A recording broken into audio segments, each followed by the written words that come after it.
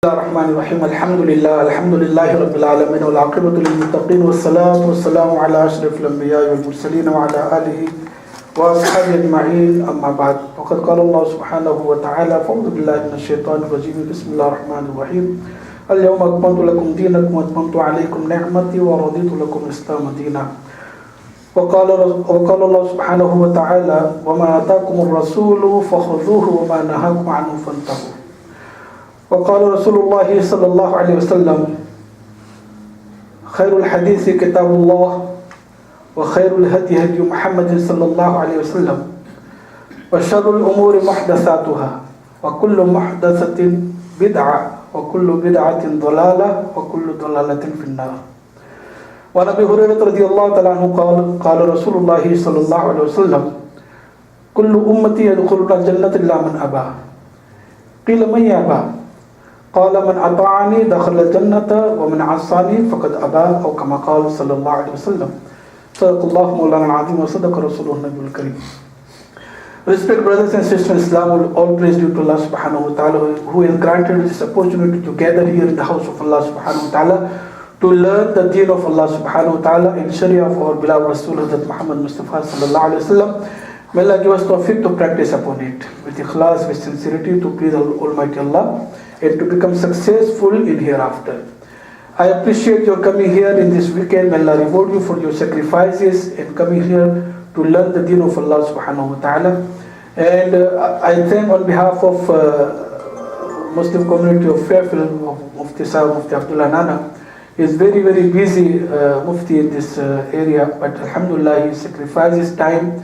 He traveled all the way from Mill Valley and he is here with us inshallah to share his knowledge and spread some light on the topic of today's program.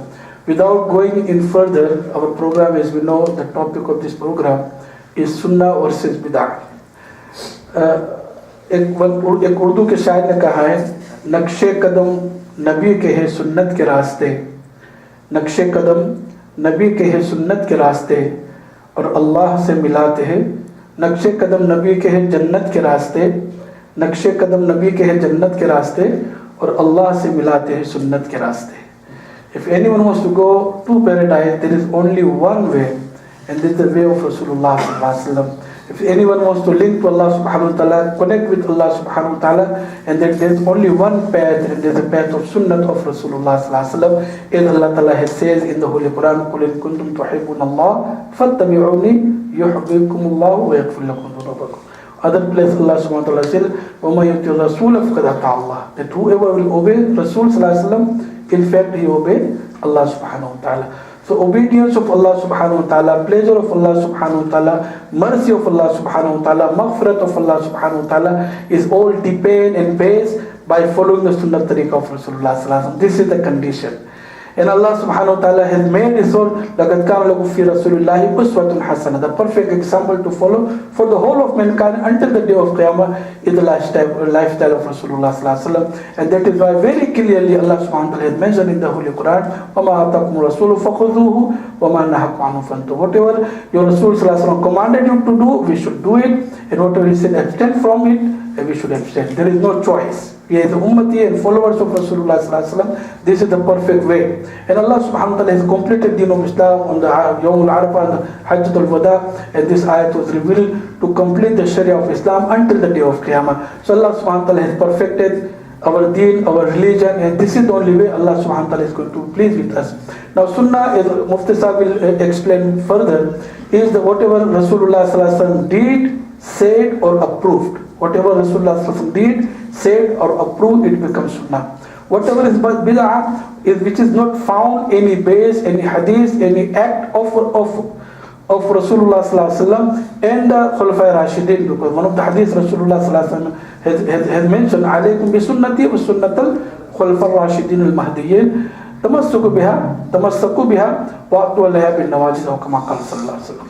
That you have to follow my way of life. Sunnah means the method, methodology, tariqah, way of life. You have to follow my life, and after my demise, you have to follow the tariqah of my four righteous, guided Khulafai Rashidin, Hazrat Abu Bakr Siddiq, Hazrat Umar, Hazrat Usman, and Hazrat Ali radiallahu anhu. So After that, there is no one can abstract or subtract anything in the Sharia. Sharia has been completed in that point. After the Khulafa Rashidin, radiallahu anhum, no one can change anything on the name of Sharia. After that, whatever is appear in the Muslim culture, in the Muslim society, that's actually a bid'ah.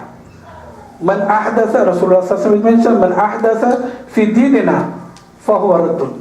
That whoever will create anything new, which is not found in the time of Rasulullah sallallahu alaihi wasallam and the time of Sahaba radiallahu anhum, that is called bid'ah. Bid'ah in Arabic term is something new, which is have no base or no proof in the Sharia. So there are so many things is happening in Muslim culture because of the different culture we are living with, and so many things we have adopted from different religions, from different culture and mix. And this is the problem, is because we doing that thinking this is the sawab, this is the reward. By doing this, we're going to get the sawab. Shaitan said, I misguided the Muslims, involving them in the kabair, but then they make istighfar, and then Allah subhanahu wa ta'ala forgive them. So I misguided now in some other way, that is the way of bid'ah. They are doing something thinking they are doing right, but according to Sharia it is wrong. Instead of getting sawab, they are getting punishment. So, and they don't make istighfar because they think they are doing right thing. So this is how the bid'ah, there are so many things, and Rasulullah sallallahu alaihi wasallam has mentioned before the Qiyamah there will be 73 groups. Only one group will be Mahdiyin, which is Ahlul Sunnah wal Jama'ah. The rest of the 72 groups will go to the hellfire. So you will find so many things happening in Muslim society. May Allah protect us and guide us towards the right path. I call Mufti Sahib to elaborate this topic, what is the Sunnah and what is the Bidah, inshallah. And after the bayan of Mufti Sahib, we will have the open platform for the question and answers. So whatever questions you have in your mind, please, I will give some piece of paper, and sisters also can write it down. There are some cards available upstairs. Whatever question, you can write it down, then hand it over to us. Inshallah, Mufti Sahib will try to answer those questions, inshallah. Jazakumullah khair.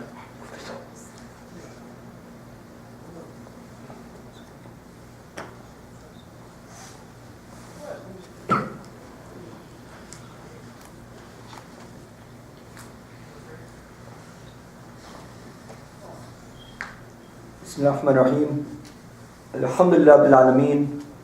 Wassalatu wassalamu ala nabiyyil kareem wa ala alihi wa sahbihi ajma'in. Wa ba'd.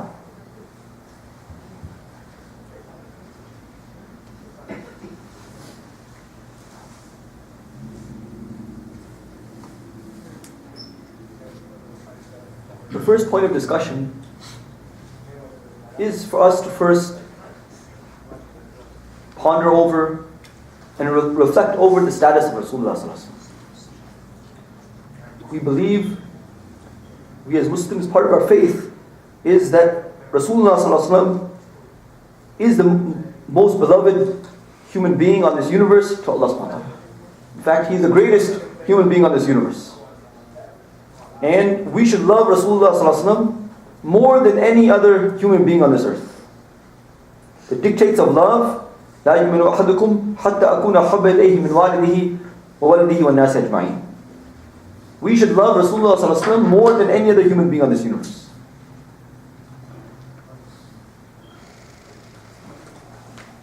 And we also believe that Rasulullah sallallahu alaihi wasallam brought to us the perfect religion. وَمَا يَنْتَقُ عَنِ الْهَوَىٰ إِنْ هُوَ إِلَّا وَحْيٌ يُوحَىٰ. Rasulullah sallallahu alaihi wasallam was guided by Allah subhanahu wa ta'ala. He did not speak of his own accord, but Allah subhanahu wa ta'ala revealed to him, Allah subhanahu wa ta'ala inspired him, Allah subhanahu wa ta'ala revealed wahy to him, and he would show us based on what Allah subhanahu wa ta'ala revealed to him. So he was not an ordinary human being, he was inspired by Allah subhanahu wa ta'ala. And Rasulullah sallallahu alaihi wasallam brought to us the complete religion, as Mawfreed has indicated. He has brought to us a complete religion. And Islam is complete. As we sometimes say, Islam is not a religion, it's a way of life. Because from A to Z, Rasulullah sallallahu alaihi wasallam did not leave any stone unturned. He has shown us the etiquettes, the guidelines, the sunnah practices of almost every aspect of life. From the time a person wakes up, from the time a person goes to the bathroom, to the time a person gets married, to the time a person leaves the house to the time a person enters back in the house, from the time a person enters in the masjid, every aspect, almost every aspect of life has been covered by Rasulullah sallallahu alaihi wasallam. And the second thing for us to realize is, as we have mentioned, Rasulullah sallallahu alaihi wasallam should be beloved to us. We should recognize his status. We should recognize his contribution to us. We should recognize his perfections. We should recognize his teachings. And we should have that love for him. Every single Muslim, male or female, young or old, should have that love for Rasulullah sallallahu alaihi wasallam. At the same time, the elders tell us that the greatest sign of love and the greatest proof of love is to follow the way of Rasulullah sallallahu alaihi wasallam. Simply declaring with our tongues, or simply singing songs or poems is good, but it is not the greatest sign. And the greatest sign of love is to follow the way of Rasulullah sallallahu alaihi wasallam. قُلْ إِن كُنتُمْ تُحِبُّونَ اللَّهَ فَاتَّبِعُونِي يُحْبِبْكُمُ اللَّهُ وَيَغْفِرْ لَكُمْ ذُنُوبَكُمْ. So the sign that we love Rasulullah sallallahu alaihi wasallam is that we follow his way. Logically, if any of us have a beloved and we claim we love this person and this is the most beloved person to us, then even from a logical point of view, if you claim to love that person, then you should do what they tell you to do. As the poet says, تُظْهِرُ مَحَبَّةَ رَسُولِ اللَّهِ وَتَعْصِيهِ إِنَّ هَذَا مِنَ الْفِعَالِ لَبَدِيعٌ لَوْ كَانَ حُبُّكَ صَادِقًا لَا تُعْتَهُ إِنَّ الْمُحِبَّ لِمَنْ يُحِبُّ مُطِيعٌ. The poet has put it very beautifully. Okay? On your tongues, we claim that we love Rasulullah sallallahu alaihi wasallam. However, in our actions, we go against his way. The poet says, this is something strange, I can't understand it. Badi'un, this is something unique, something strange. If our love is true, then we would have followed Rasulullah sallallahu alaihi wasallam.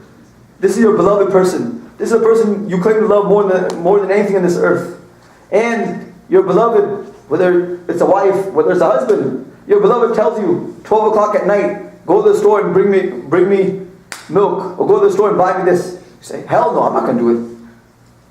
What do we say about that person?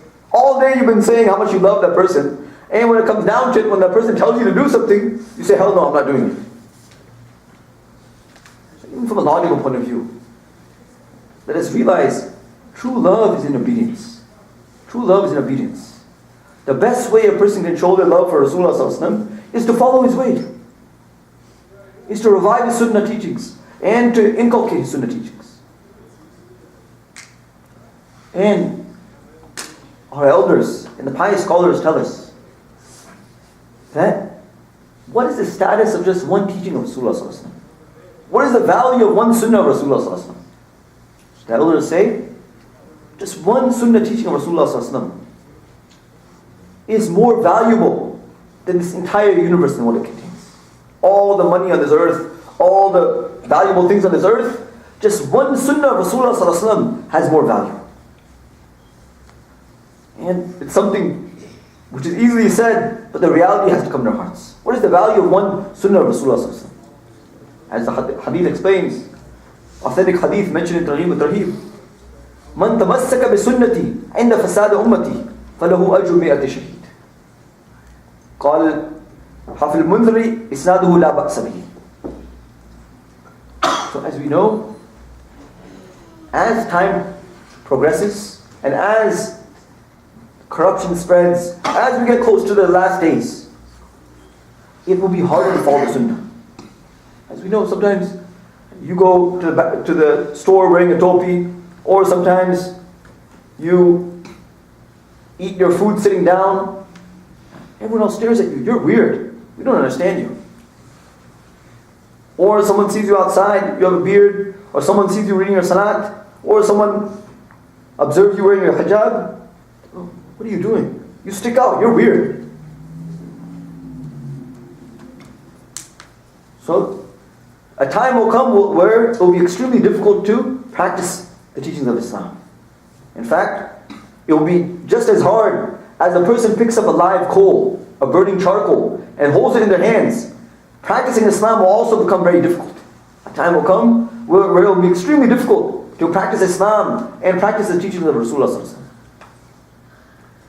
And Rasulullah explains that at such a time where evil and corruption is rife and where people are abandoning the Sunnah, it's such a time to hold fast to the teaching of Rasulullah, to hold fast to the Sunnah of Rasulullah is more valuable, is worth more than 100 shaheeds. You get the reward of 100 martyrs. Think about this. That is the value of one Sunnah. For holding on to the teaching of Rasulullah. Like, I remember a friend, Junaid from South Africa, a different Junaid. He studied at Oxford. He was studying in England at a very prestigious university. And whenever it was time to eat food in cafeteria, he would spread a sheet on the ground. He would sit and eat food on the dastakhan sitting down. Now imagine people are looking at him. This guy's insane. This guy's crazy. We have our tables. We have our benches. And this guy's, he's eating his food on the ground. Is he a beggar? Is he a poor person? What's he doing? But he kept this practice. He was regular with this. So Rasulullah has emphasized to us, hold fast to his teachings. Those who understand Arabic language, tamassak, grab onto it, hold on to it. Another hadith is even more clear. عليكم بسنتي وسنة الخلفاء الراشدين المهديين عدوا عليها بالنواجذ.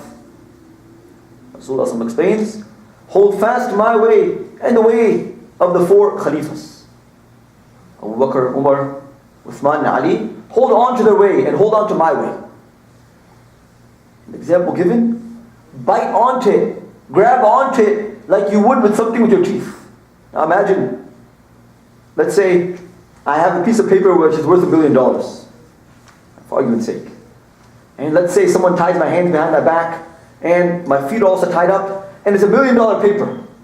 And I don't want anything to happen to that $1 million paper. It's a certificate, let's say it's a check. Someone signed a blank check, a $1 million check, and gave it to us.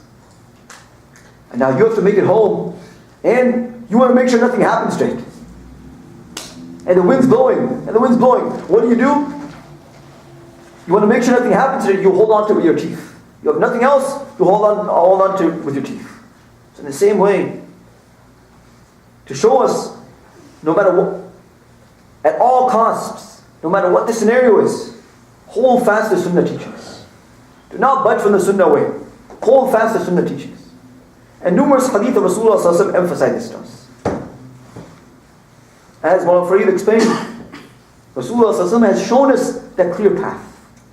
The path to paradise is right in front of us. And all paths that seem to lead to paradise will not get there. The only path that will get there is the way of the Sunnah. As Junaid Baghdadi explains. No other path will take you to paradise. The one path that will take you is the way of Rasulullah, his teachings. To such an extent, these teachings have to become our frame of mind, have to become a perspective and an outlook, and a way of thinking, to such an extent. Sunnah should become part of us. It should become part of our bodies. It should become part of our external appearance. It should become a part of our internal appearance. And it should become our way of thought. But friends, such beautiful teachings of Rasulullah. Friends, if only we realize the value of just one Sunnah of Rasulullah. Sunnah is not something that's restricted to how you look, but it's also a frame of mind, it's also the condition of your heart. One day Rasulullah says to Anas bin Malik, Ya bunay, in istata'ta an takhruj, wa laysa fi qalbika ghishin la ahad, faf'al. فإن ذلك من سنتي ومن أحب سنتي فقد أحبني ومن أحبني كان معي في الجنة. Friends, such a beautiful hadith. That Sunnah, it's a frame of mind. It's a comprehensive way of life. It covers all aspects of our lives. Not only how we dress, but it also affects our inner condition. There's outer sunnats and there's inner sunnats. And what's the example of an inner sunnat? Rasulullah says to Anas bin Malik, "O my beloved son, if you can leave your house and you do not have any hatred in your heart for anyone, imagine this, إِلَّا مَنْ أَتَى اللَّهَ بِقَلْبٍ سَلِيمٍ, having a clean heart for everyone." Think about this. Unfortunately, sometimes we as Muslims, we have so much beef between each other that we can open up a halal meat store. Well, actually a haram meat store. Because there's so much beef. There's always beef. Sometimes in our masjids, sometimes in our gatherings. Unfortunately, this is the trend. Whereas the Sunnah teaching is to have a clear heart for everyone. To have a clean heart for every single human being. And just this one thing, respected friends, just this one action. And Rasulullah once saw a person walking in. He said a person will walk in from that door, he's a person of paradise. And Rasulullah says this, a person walks in, he had just made wudu, he walks in. Some narrations say this was Sa'd bin Abi Waqqas. The second day again, this person, Rasulullah makes an announcement, a person is walking in who's from the people of paradise. So the Sahaba, they're astonished. What an amazing person, this is a living person from paradise. So Abdullah bin Umar makes up an excuse, and he says, he goes up to this person who walked in the masjid and who Rasulullah praised. He says, no, I have a problem, I have no place to stay, can I stay with you for 3 days? So Abdullah bin Umar goes to this person's house and observes him for 3 days. Looks around, looks at what time does he wake up, what does he pray Salat al-Tahajjud or not, what else does he do? And after 3 days, Abdullah bin Umar, his results are inconclusive. What's the secret of this person? I don't know. I've observed him. There's nothing special. He doesn't perform extra prayers. He's not doing anything special. What's his secret? So as Abdullah bin Umar is leaving, he says, look, the truth of the matter, I had no fight with my father, and I wanted to stay in your house to observe you. And after 3 days, no, I haven't found anything. I don't know what it is. So that man also says, there's nothing special. It is what it is. There's nothing special. So after spending 3 days, Abdullah bin Umar heads home. And as he's heading home, this man says, he calls him back. He says, 1 second. There is one thing. What is that one thing? When I go to sleep at night, I forgive every human being. When I go to sleep at night, I have a clean heart for every human being. I put everything, I bury the hatchet, I forgive and forget, and I put everything behind me. When I go to sleep, I have no hatred for any human being, let alone any Muslim. Abdullah bin Umar says, that is your secret. And it's something we can't do either. Respected friends, in this hadith, this first hadith which I was telling you, Anas bin Malik, Rasulullah says to Anas bin Malik, O Anas bin Malik, if you can, when you leave your house, have a clean heart for every single person. Because that is my way, that is my sunnah.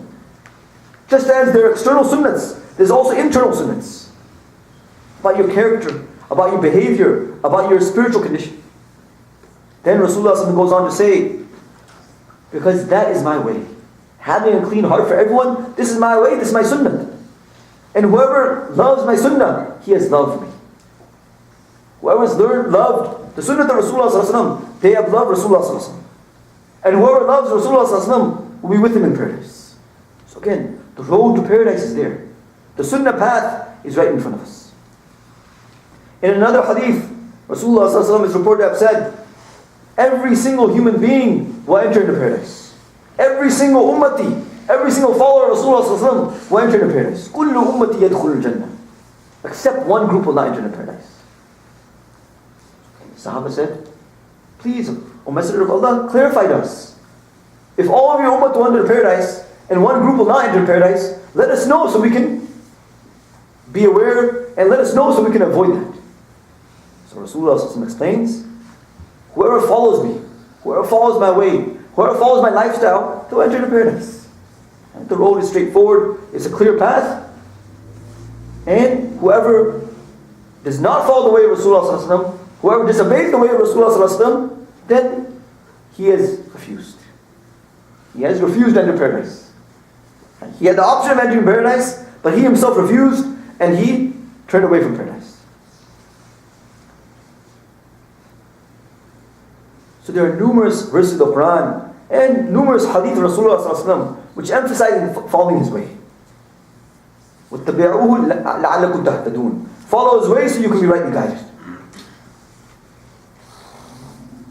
And again, a clear command from Rasulullah. مَا آتَاكُمُ الرَّسُولُ فَخُذُوهُ. whatever Rasulullah is given to you, then take it, hold on to it. Whatever he has taught you, whatever his teachings are, hold on to those teachings. وَمَا نَهَاكُمْ عَنْهُ فَانْتَهُوا. And whatever he tells you to avoid, avoid that. Simple formula. Follow that simple formula. This is the teachings of the Quran. And this is the command of Allah subhanahu wa ta'ala in the Quran. Interesting incident. There's one woman who is known for reading the Quran extensively. Her name was Yaqub, as is mentioned in Sahih Muslim. And she had a concern. As we know, we're living in a time, unfortunately, where great emphasis is placed on our external appearances. And sometimes men, and more often women, we spend a good amount of time in front of the mirror. We spend a good amount of time beautifying ourselves, putting on different things. And we're living in a time, unfortunately, where the trend is to trim your eyebrows. So this female, she was concerned. So she goes up to Abdullah ibn Masud and says, "Oh, Abdullah ibn Masud, what did the Prophet ﷺ have to say about trimming your eyebrows?" Abdullah ibn Masud says, because Abdullah ibn Masud knew she used to read the Quran a lot. She was known for reading the Quran extensively, reading the Quran every day. So Abdullah ibn Masud says, "Don't you know? The command of trimming your eyebrows is mentioned in the Quran." She goes, "You know what? I've read the Quran from beginning to end. It doesn't say anything about trimming the eyebrows. Where do you get that from?" "I know the Quran. I don't remember reading that." Abdullah Masud says, "Here, let me open it up. مَا أَتَاكُمُ الرَّسُولُ فَخُذُوهُ وَمَا نَهَاكُمْ عَنْهُ فَانْتَهُوا." Whatever the Prophet ﷺ has given you, take it. So in the Quran, Allah is telling us, whatever is mentioned in the hadith, all the teachings of Rasulullah ﷺ in the hadith, take those teachings. Whether they're directly mentioned in the Quran or they're not directly mentioned in the Quran. All the teachings of Rasulullah ﷺ, take those teachings. Learn those teachings. Follow those teachings. From the everyday actions to even the small actions. Friends, there are du'as for almost every occasion. When there's a new month and you see the new moon, there's a du'a to read. When the first fruit of the season comes, there's a du'a to read. When you're sad, there's a du'a to read. When you have a need, there's a du'a to read. When you have a problem with debt, there's a du'a to read. So the teachings of Rasulullah ﷺ are extensive and comprehensive. And as we say sometimes, Sibghatullah, that one is following the external sunnah. One is developing the inner qualities and the inner teachings of the sunnah, such as good character, such as love for other Muslim brothers and so on. But to such an extent, that is the beginning. What Rasulullah wants for us, as we say, those who understand the Urdu language will appreciate this. Sunnah ka rang hum par hona chahiye. Hum par sunnah ka rang chadna chahiye. Sibghatullah. That not only do we follow the sunnah, we should be dipped in the sunnah. The sunnah should become our color. The sunnah should become our motto. The sunnah should become our mantra. The sunnah should become second nature. So this is the highest level. Not only do we follow all the sunnahs, not only do we internalize all the sunnahs, but the sunnah way of thinking, the sunnah lifestyle should become second nature. To such an extent, Rasulullah says, لا يؤمن أحدكم حتى يكون هواه تبعا لما جئت به. None of you truly believes, none of you is a real believer until his desires, until his wishes are in accordance to the sunnah of Rasulullah. Your thinking, your desires, your ambitions, your whims and fancies should also be subjugated to the teachings of Rasulullah. So there are numerous hadith and there are numerous verses of the Quran. And in reality, this is the most important thing to emphasize here. Love for the sunnah, following every sunnah, looking for the small sunnahs, looking for the sunnahs we're not practicing, and reviving those sunnahs. To such an extent, our whole life becomes a sunnah. And walking and talking, we become an example of Rasulullah. A beautiful description given to us by Aisha radhiallahu anha. Think about this, respected friends. Each one of us can take a stock of ourselves and examine ourselves. حَاسِبُوا أَنفُسَكُمْ قَبْلَ أَن تُحَاسَبُوا. Take a stock of yourselves before one day stock will be taken of us, and account will be taken of us.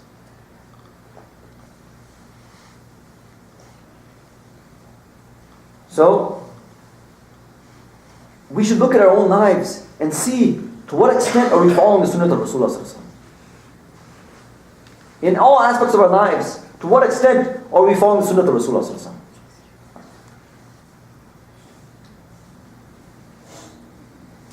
And along with this,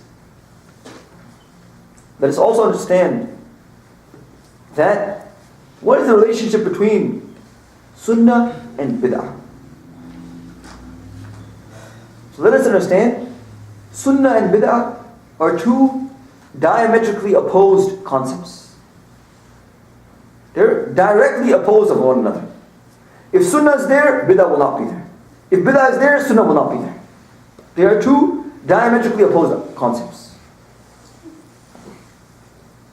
When Sunnah exists completely, and a person follows Sunnah in all aspects, then there's no issue of Bid'ah existing. Because they're diametrically opposed. When Sunnah is found completely in a person's life, there's no issue of Bid'ah ever being found. And when Sunnah is lacking in a person's life, then automatically Bid'ah will enter. And when we look in the lives of the companions of Rasulullah sallallahu alaihi wasallam, I'll mention a few stories. How particular they were and how concerned they were about every single Sunnah teaching. These are our models, these are our role models and examples. To such extent, it's mentioned when Abdullah bin Umar was traveling to Makkah. So dear friends, this is what we call true love. This is what we call obedience and the highest level of love for Rasulullah sallallahu alaihi wasallam, and the highest level of love for the teaching of Rasulullah sallallahu alaihi wasallam. To the T, to the final point, no questions asked, exactly following the teaching of Rasulullah sallallahu alaihi wasallam, and being extremely particular. To such an extent, when Abdullah bin Umar is traveling to Makkah, he reaches a certain tree, he goes to a certain tree, he goes underneath the tree, and he goes down and he relieves himself. His companions are wondering, what's going on? Right? Why do you go to this specific place? You could have gone to the bathroom anywhere. Why did you go under this tree to relieve yourself?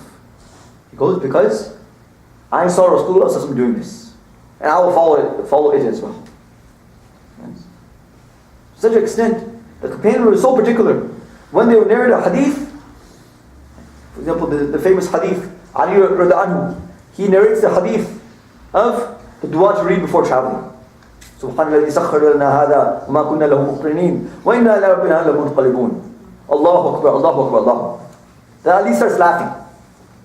He starts smiling. His friends ask him, why do you start smiling? We don't understand. You just taught us something, then you started laughing. He goes, because Rasulullah told me the hadith, and he also started laughing. Friends, to the T. To such an extent, once Abdullah bin Mas'ud was coming to Jummah.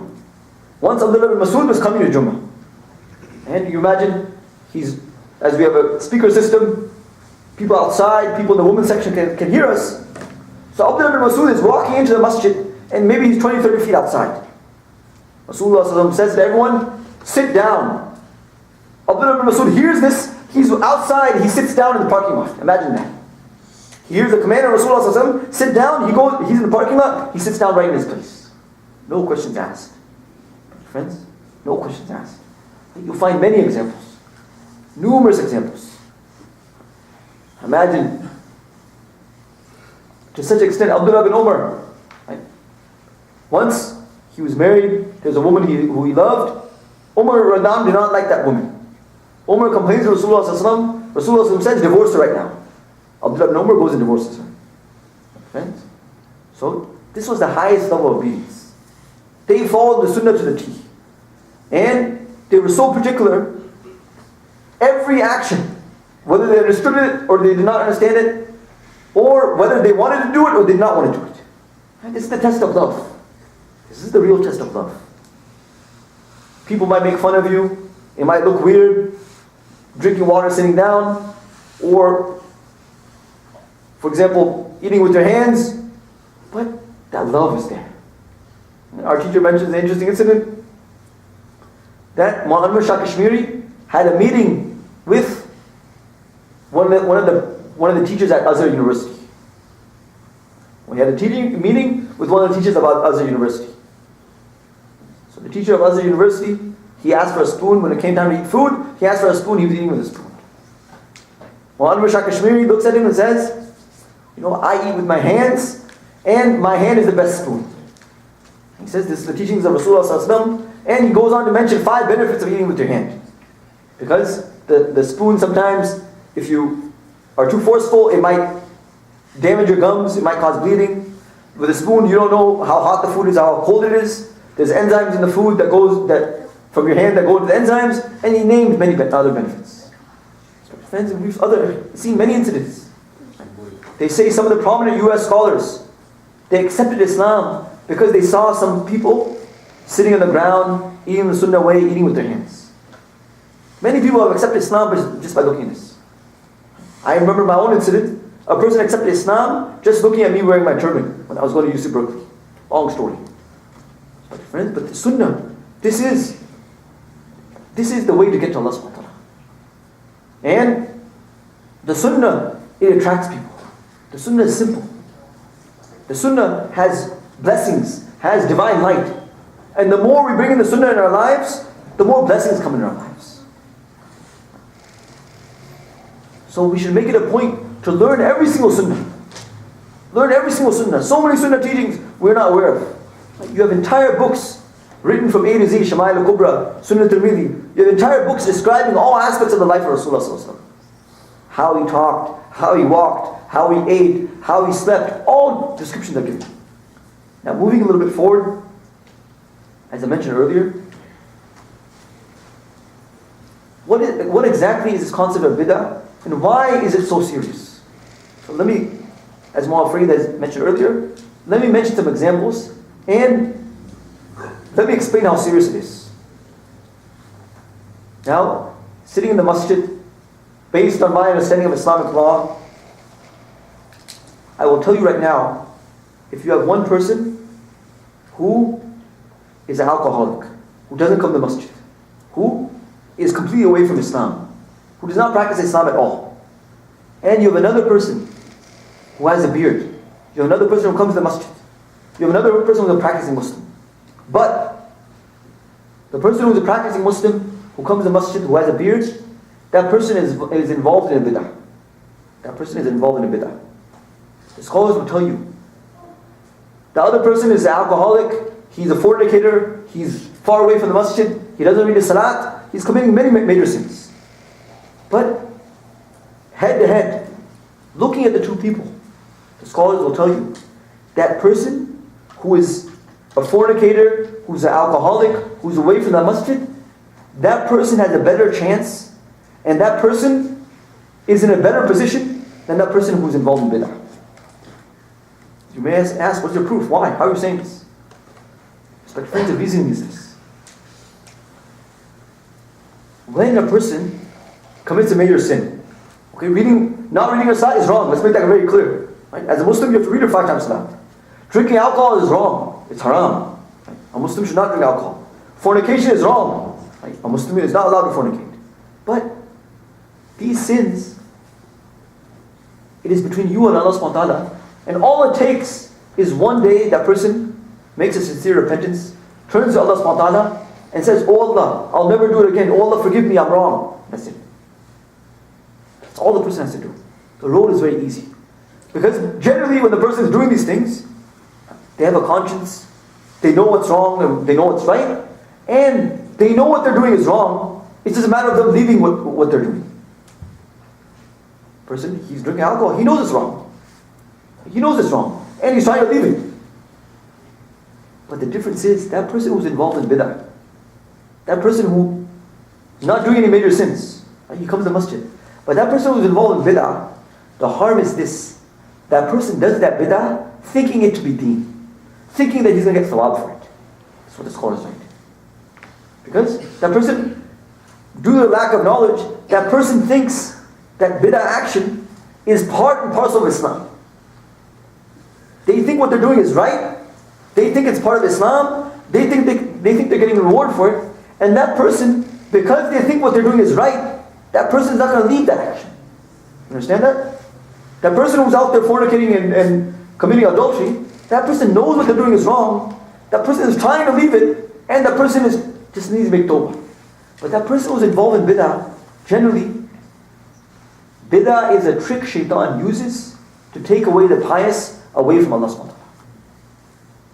Bid'ah is a trick and a plot used by shaitan to take away the pious people away from the path of Allah subhanahu wa ta'ala and away from the sunnah. As explained before, sunnah and bid'ah are diametrically opposed. So when a person is involved in bid'ah, sunnah, that amount of sunnah is being taken away from him. And because, again, their understanding is like that horse that has a blinder on. They look at the action they're doing, they say, look, I'm doing this, I'm worshipping Allah subhanahu wa ta'ala, I think I'm doing something good. زُيِّنَ لَهُ سُوءَ عَمَلِهِ. That person does that action, they think it's justified, they think it's good, and they think it's part of Islam. So that person generally, unless there's some intervention, that person will not realize the error of their ways. They think they're right, they think what they're doing is perfectly fine. Whereas that person who's out there drinking alcohol, he's not going to say, look, alcohol is permissible, generally. Say, it's wrong. I'm wrong, I admit it. I'm wrong, but I'm weak. But the person involved in bid'ah, that person will say, look, I'm right. I'm right. I'm not wrong, I'm right. What I'm doing is right. So that is the greatest danger in bid'ah. That is the greatest danger in bid'ah. That generally the person will not leave it. And generally the person, they think that what they're doing is right. They generally will not make tawbah. They generally will not leave that habit. And as a result, they'll continue in the habit, and perhaps that bid'ah will stay with them their whole life. So that is the great danger of bid'ah. It is a trick used by shaitan. Now, just to clarify what exactly is bid'ah. As explained, bid'ah is the opposite of sunnah. And the scholars have given a more detailed definition. Realize, any action or any act of worship which is not approved by Rasulullah sallallahu alaihi wasallam, or which has no basis from the teachings of Rasulullah sallallahu alaihi wasallam, or which was not carried out by the companions of Rasulullah sallallahu alaihi wasallam, or which was not carried out by Rasulullah sallallahu alaihi wasallam himself, or which was not carried out by the best of generations, the Sahaba, the Tabi'in, and Tabi' Tabi'in. Such an action, even though the person means well, even though the person does it thinking they're doing good, right? Of course you may argue, drinking alcohol is wrong. Whatever. What's wrong with worshipping Allah subhanahu wa ta'ala? What's wrong with reading the Quran? What's wrong with reading Salat? In itself it looks good. But the harm is this, that action is rejected. That action is rejected by Allah subhanahu wa ta'ala. مَنْ أَحْدَثَ فِي أَمْرِنَا هَذَا مَا لَيْسَ مِنْهُ فَهُوَ رَدٌّ مَرْدُودٌ. It is rejected by Allah subhanahu wa ta'ala. And a person will not get reward. And on the contrary, the person will keep doing it, and they generally will think it's part of Islam, and they won't leave it. So I just want to give a clear example so everyone understands. Right? What is example of bid'ah, and what is the harms of it? So we see in certain parts of the world, what they do, they build their own holy place. They build their own holy place. And they build their own Kaaba area as well. So they build their own holy place, their own holy house, and people actually go and visit that place and sometimes make tawaf around it, and to such an extent people have even prayed towards these places. So you can look at the damage. Because right now if I go Fairfield Sharif, and Fairfield is the new Qibla, and if you visit Fairfield you get the reward of one Hajj. People have said this respectfully. You think it's funny, this has happened in Islam. So I say, someone says, visiting Fairfield you get the reward of one Hajj and Umrah. And if you walk around the Fairfield Masjid 7 times, you get so and so reward. You can imagine the harm caused and the distortion of Islam. Because Islam is complete. Al-Yawma akmaltu lakum dinakum. Allah SWT has perfected Islam. When Rasulullah left this world, he taught us the perfect religion and the complete religion. No stone was left unturned. All the teachings of Islam are there. There's no need for something new. There's no need for new holy places. this is just one example which I wish to give, just to show the harms of it. That if you make up your own things, and people start making up their own new practices. As I said, they say making tawaf and going around the Fairfield Masjid 7 times, you'll get the reward of 100 salat. Imagine the harms there. People are doing this thinking it's part of Islam. People are doing it thinking they're getting reward. And this is how shaitan is taking them away. This is the plot and trick of shaitan. To take people away. Because the pious people, shaitan finds it harder to lead them astray. Because they're not involved in major sins. Everything they're doing is good. So shaitan takes that good energy, takes the good actions, and he adds in a flavor of bidah. He just puts in one drop of bidah in there. And as a result, that person is doing good deeds, but they're doing it in a way which is not accepted. They are, in fact, it's taking them away from the Sunnah teachings.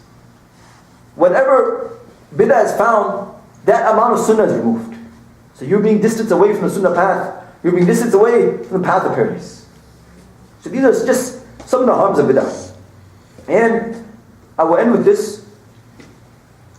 An important discussion where there's a great deal of confusion and there's a great deal of misunderstanding.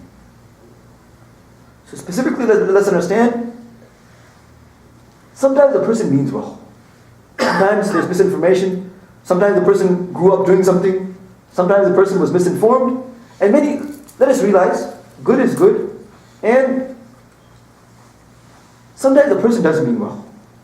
So again, that person, not to put down that person who had the beard, who was involved in bidah, that person, he means well, he has a good heart. It's just a matter of adjusting their behavior a little bit. That's all it is.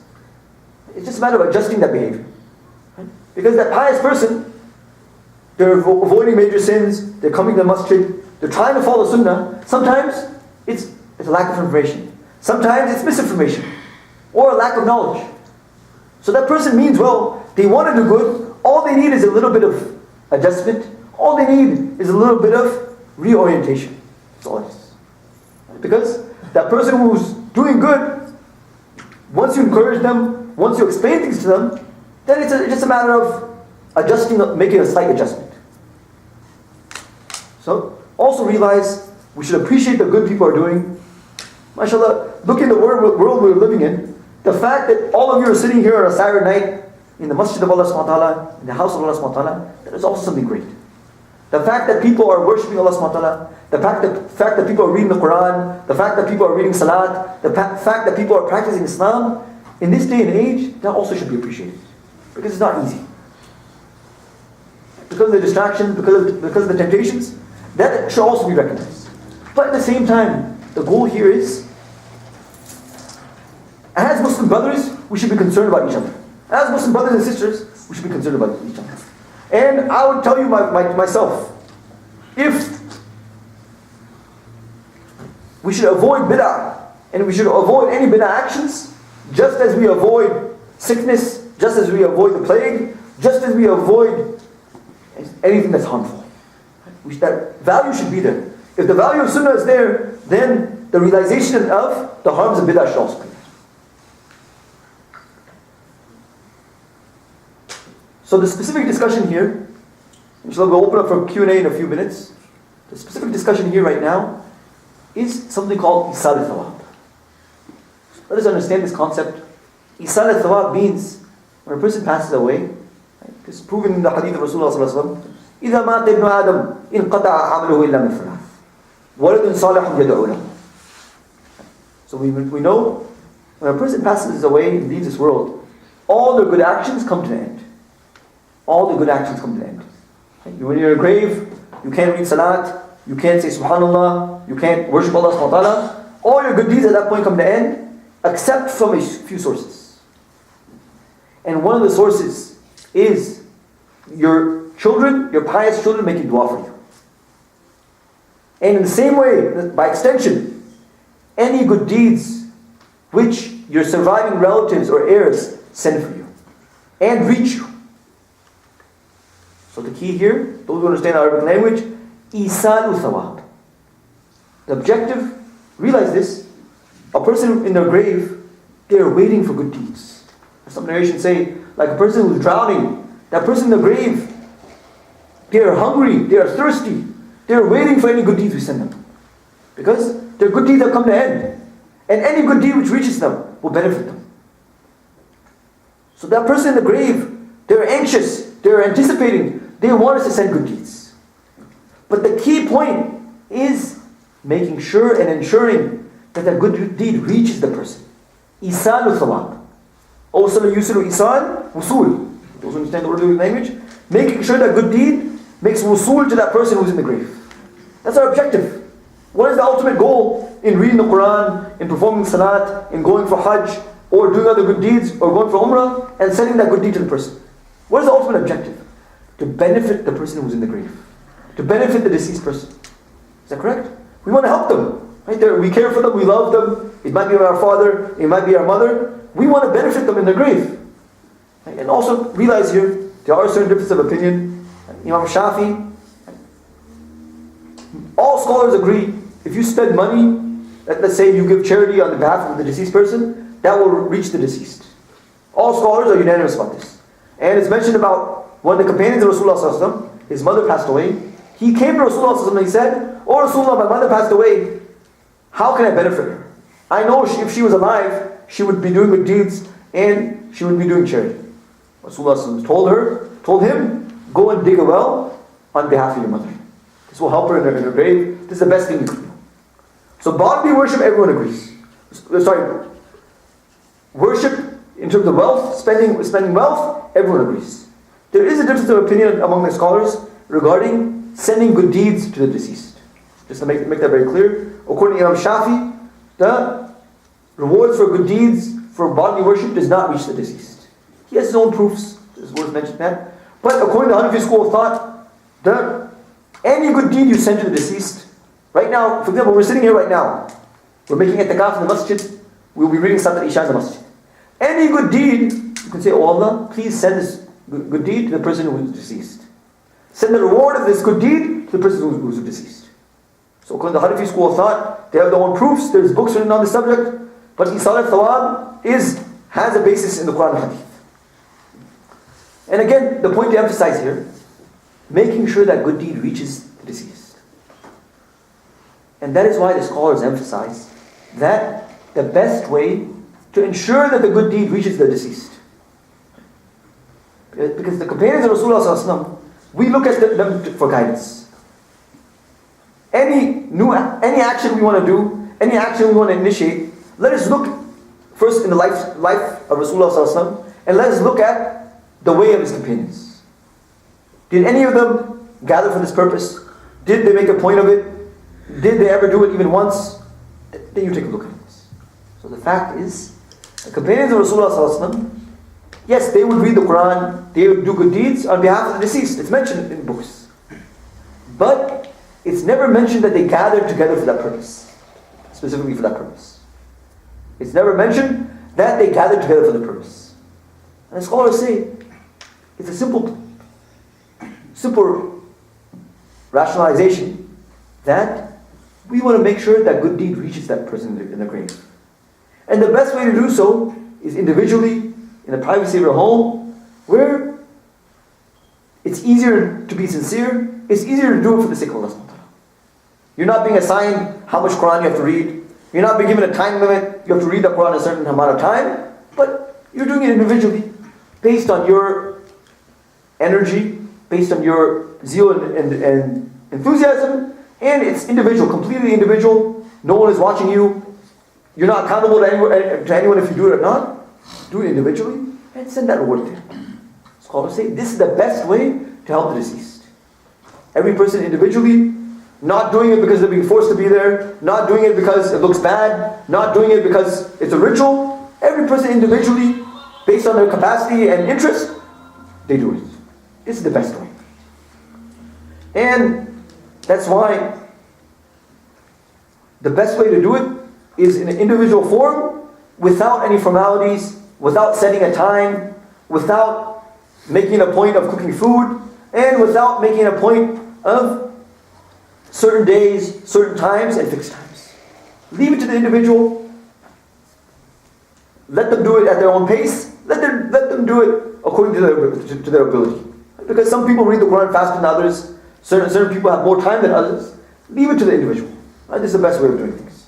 So with that, inshallah, we will open the floor for questions. Inshallah, the sisters can also send their questions, and feel free to send your questions. Inshallah. Jazakallah Mufti Sahib. May Allah reward you for the elaboration, explanation. You made it very clear what is the Sunnah, what is the Bidah. Now, if someone has still confusion or any question related to this topic especially, please feel free to ask, or you can write it down on a piece of paper, and Mufti Sahib is here to answer, inshallah. We still have to pray Salat, and our dinner also waiting from 6 o'clock. So the sooner we will finish, so we can enjoy our dinner. Any questions, inshallah, feel free. Inshallah. We weren't allowed to go to the graveyard. Yeah. We weren't allowed to. So, one question, we'll skip on the topic. The brother Mukshad is asking, is woman allowed to go to the cemetery? Yeah.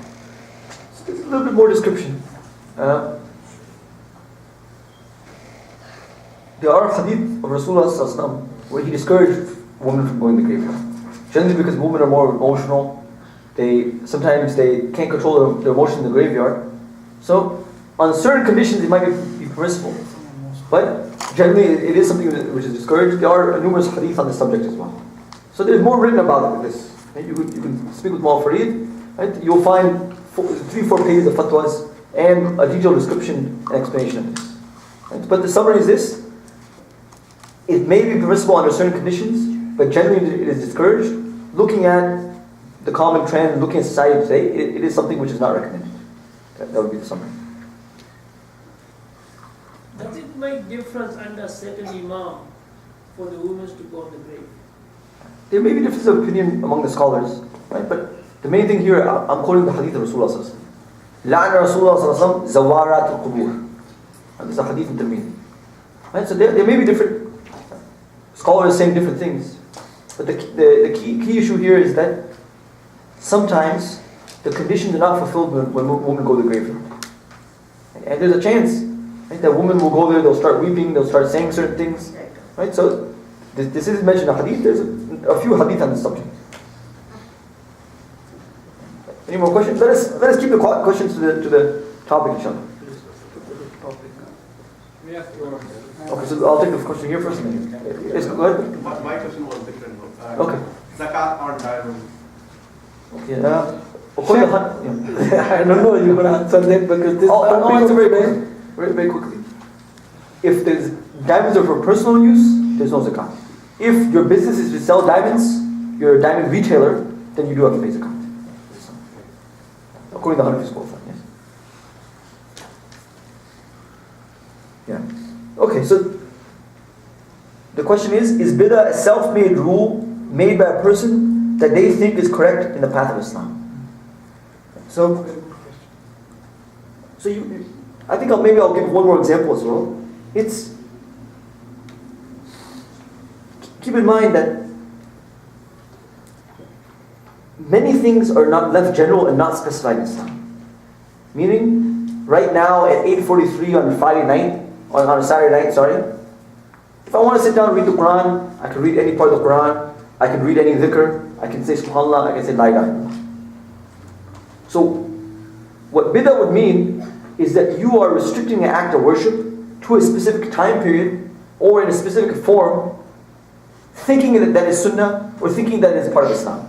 So let's take a clear example. If I make it a habit, I say every Saturday night at 8:43, I will read subhanallah, I will read 2 rakat salat. Okay, this is making something clearer. Every Saturday at 8:43, I will visit the graveyard. And I think I'll get 100 good deeds by doing so. And I think that is part of Islam. Right? So the point is, visiting the graveyard is something permissible. You can do so today, you can do so tomorrow.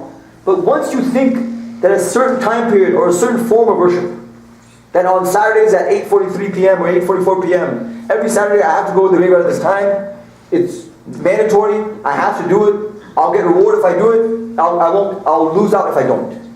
So what has that person done? Going to the graveyard itself is permissible. Does everyone understand? Going to the graveyard itself is permissible for men. But once you've specified a certain day, and once you think you have to go on that day, and you can't go on at any other time, and once you think you're getting reward for doing so, and once you associate it with Islam, and once you associate it with the Sunnah, now you understand the harms. So it used to be you could visit the graveyard anytime you wanted.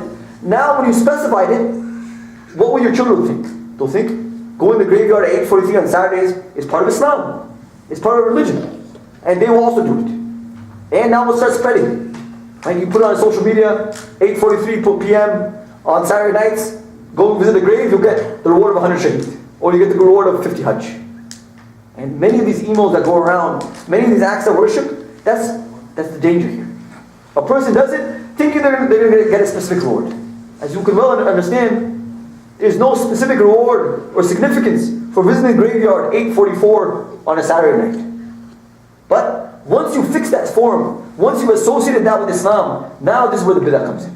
Is that clear? Brothers and sisters, I'm again just clarifying our today's topic is Sunnah and Bidah. If you have any question or concern with regard to this topic, please call it. Otherwise, some other questions are coming which is not related to this topic, but still Mufti Sahib will feel free. Go ahead. He has a question first. Was he for? Yeah. I think he was. Sorry. Right, okay, go ahead. My question, some of the imams, they do dua after first prayer. Some they say that it's better to do loud dua after first prayer. And some say we could dua after first, but we cannot make in jama'ah, dua after sunnah. Can you put some light on that? Yeah, so After every salah, some of the imams do make salam and dua. Loud. Some of the imams, they don't do it continuously. It is sunnah or bidah. So this is a topic where we need a few minutes. It requires a little bit of explanation. The summary is this: making dua after salat is recommended. Is a time where duas are accepted. So the question is regarding making dua after salat by the imam in the masjid. So principle number one, dua after salat is accepted. أي دعاء أسمع قال في جوف الليل وفي دبر الصلاة المكتوبة. The hadith in Tirmidhi which mentions dua made after salat is more likely to be answered.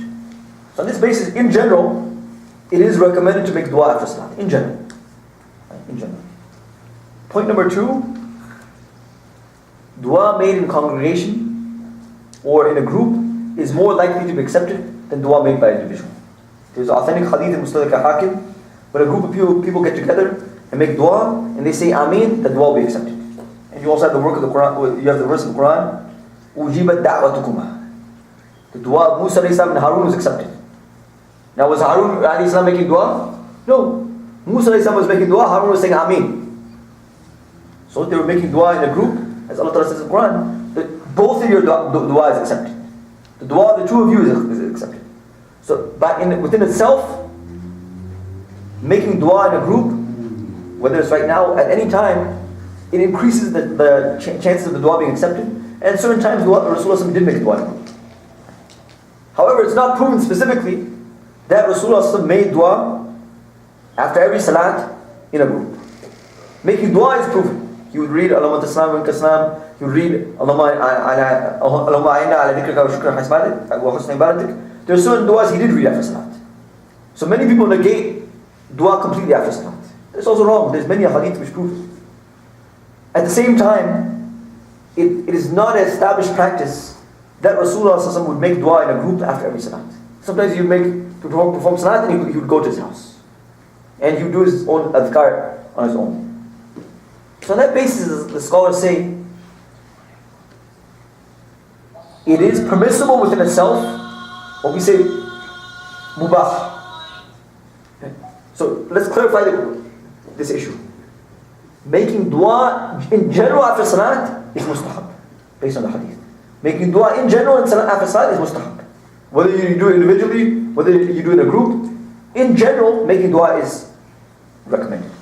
And specifically making dua in a group is permissible, based on the second hadith which I mentioned to you. It's permissible because the hadith do emphasize that duas are accepted when they're made in a group. So in the current form to make dua after every salat, it's permissible within itself, you cannot call it bidah. There's people who call it bidah, many scholars have refuted them, there's entire books written on the subject. You will find numerous books written on the subject. Abdul Fattah Abu Khudda has compiled 3 books in Arabic on the subject, from Abdullah al-Khumari, from other scholars. So they are proven making dua, also raising your hands. Raising your hands while making dua is one of the etiquettes of making dua. There's over 80 hadith on the subject of raising your hands while making dua. So if a person wants to, after salat, if they wish to make salat raising their hands in their congregation after every fard salat, it's permissible within itself.